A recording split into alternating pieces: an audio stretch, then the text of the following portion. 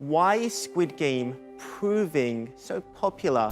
From music to movies and TV dramas, South Korea's once little-known entertainment industry is starting to punch far above its weight. The latest craze is the 9-episode dystopian thriller Squid Game.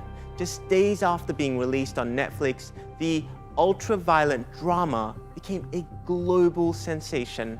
Social media may have shut down for a bit yesterday, but Netflix stayed online. Good news for the millions of people devouring the hit show Squid Game. The success of Squid Game isn't a South Korean one-hit wonder either. Last year, a small-budget film called Parasite became a global box office success and was the first non-English film to win Hollywood's biggest prize. So what do Squid Game and Parasite have in common other than gaining mass appeal? It's their ability to tell South Korea's story of inequality, how the country's rapid modernization exposed the excesses of capitalism that left millions on the margins. But why have South Koreans been so good at telling this story? When we think of South Korea today, we think of a high-tech society that exports smartphones, TVs, appliances, and cars.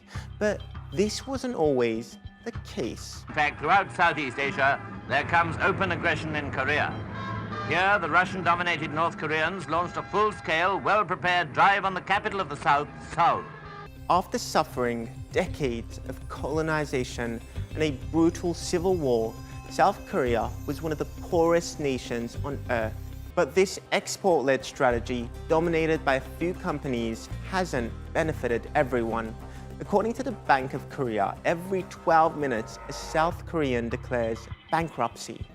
South Korea's household debt, which includes credit card purchases and loans, reached an all-time high at the end of last year. Much of this debt has been fueled by an explosion of credit cards, where government deregulations encouraged lenders to drown people in a vicious cycle of borrowing. Poverty now affects more than 40% of South Koreans over the age of 65, the highest ratio in the world.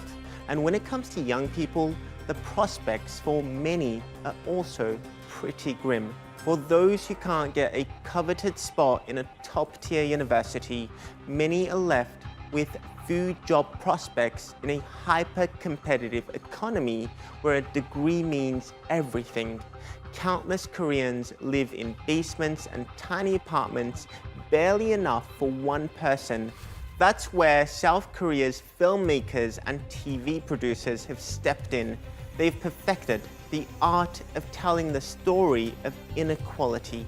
And because most South Koreans remember what it was like to be poor, that message seems all the more authentic and could explain why it's resonating across the globe.